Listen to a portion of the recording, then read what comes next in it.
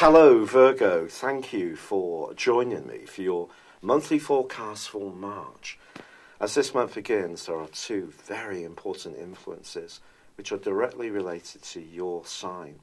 The first, on the 2nd, is the full moon in Virgo, opposing the Sun, but also Neptune, the planet of dreams, in your opposite sign of Pisces. Pisces energy is very fluid, it's mutable. Of course, you're mutable too, but you bring to the party that earthiness, the practicality, and because your ruler is Mercury, it helps you to think things through and be pretty logical, as well as precise, discriminating and clear about what you want to achieve.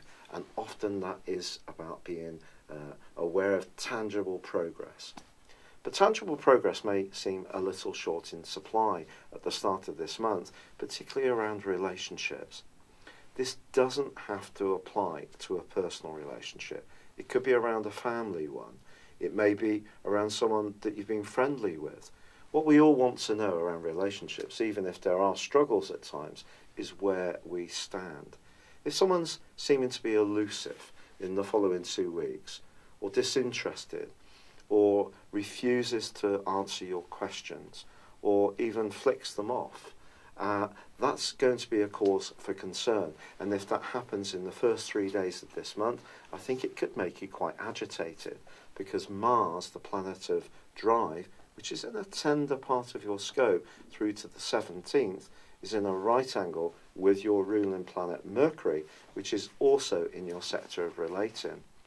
So if you're not getting the clarity that you feel you deserve, it's going to affect your nervous system, but it also is going to drain you.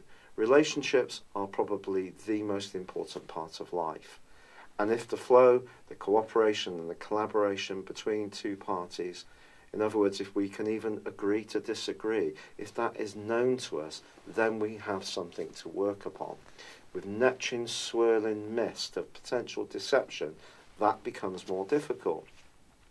In week 2, well, Neptune's going to be squaring up with Mars, so things could get even more bogged down and less clear about what the motivations are of someone you encounter, or even your own may seem much less clear than you would like. However, the astral cavalry is coming, because on the 6th, Mercury, your ruler, moves into Aries, and this for you is the sector of delving, of searching, of investigation. It's not what people are saying to you now, it's what they really mean. And Mercury, of course your ruler, can help you to really understand things much deeper. Also Venus plays catch up on the next day. When these two are together, it gives us a real asset, because Mercury is about our intellect and Venus is about what we attract. Some good fortune is possible for you in terms of a financial situation, a business matter, or even a close alliance, if it's the right one. If it's not, I do think you're going to find out about it by the end of week 2, when Saturn brings a more restrictive vibe to bear. For example, in a relationship, if you've asked the questions and you've got some of the answers, and then you've been told that it's all going to be commitment, and then by the end of week 2, it seems that these are just lame words, it will become more obvious to you. And yet there are some sensational influences in week 2 as well, because Pluto is forging an amazing angle to the Sun. And if you do want to transform a relationship, and it's the right relationship, it can go from strength to strength. However, Jupiter, the planet of growth and of course of good fortune, does start to track backwards from the 9th in a retrograde, which will last for the following 4 months.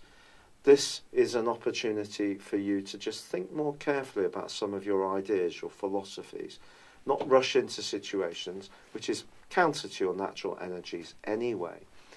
However, by the 17th, we have a new moon in your sector of relating, and if there is somebody who's really meaningful for you, they can be revealed in the next month.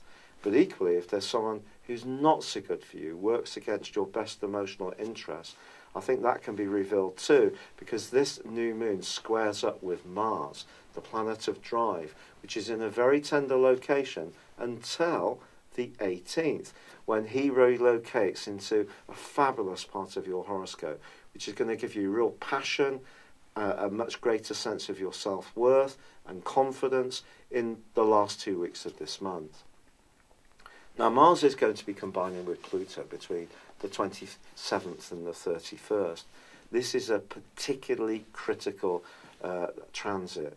It can make us very, very forceful, quite frankly. Mars is about instant gratification and desire. Pluto is about power. Put the two together and they're used in the wrong way, it can cause problems. If, however, you really just want to stride forward with your ideas, your creativity, your talents, and you're desperate to find a wider audience, this is going to give you the get-go to really go for it. The 21st of this month is also critical because the Sun plays catch-up with Mercury and Venus, and of course Uranus, which is already in the sign of Aries, and arrives in this deep transformational part of your horoscope. But then on the 23rd, your ruler, Mercury, slams on the brakes, goes into retrograde, and you'll know that this can cause some problems. If you are involved in any kind of property transactions, business matters, waiting for money to be paid for you, waiting to sign off a contract, or to get some kind of commitment from someone, there could be some glitches in this last phase of the month. The worst thing you can do, or any of us can do, is to try to force the pace on the back of that Mars conjunction with Pluto, because it can make us look very ruthless, and that won't necessarily help us in our quest. However, Venus, the planet of charm and diplomacy, moves into a fabulous location as this month draws to a close, giving you the chance to ask the questions you need to ask, but in the right kind of way. But I think this is going to be a passionate month. It is going to be a critical month for your relationships. If there is something that's not working right or information you're not aware of, it may ultimately come to the surface.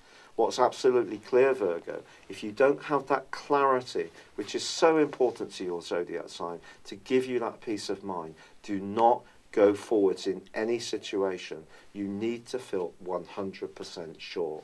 It's been a real pleasure being with you. Thank you for your time. I'd love it if you would subscribe, comment, or like on my channel. For now, good luck and goodbye. Hello, thank you so much for watching my video. I'd love you to join me at my Horoscope Ace app. You can find this at www.horoscope-ace.com. You can use it through Android, iOS, Apple, or Facebook. Check out your ascendant or your moon sign, or download your free birth chart. There's all your favourite videos, plus there are daily, weekly, monthly and yearly horoscopes for general, love, Chinese and Indian astrology. If your passion is tarot, there's my brilliant 3-card money or love tarot readings too. And it's all there at www.horoscope-ace.com. Thank you.